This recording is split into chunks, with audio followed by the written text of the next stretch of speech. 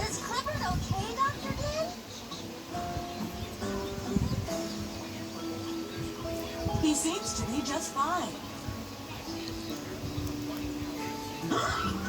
Whoa, oh. Nothing serious. Well, we're glad to hear that.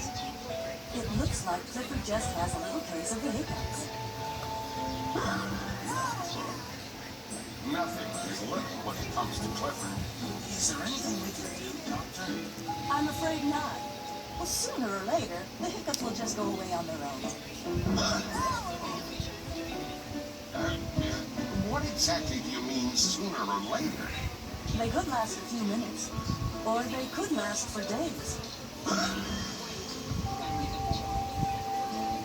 Don't worry, Clifford. No one's ever had hiccups forever. They'll go away soon. That's right, Emily Elizabeth.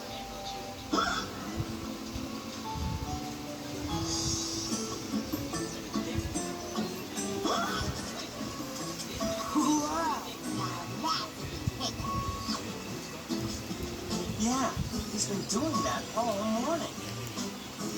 Sheriff Lewis says that a great way to get rid of hiccups is to have someone scare them out of it.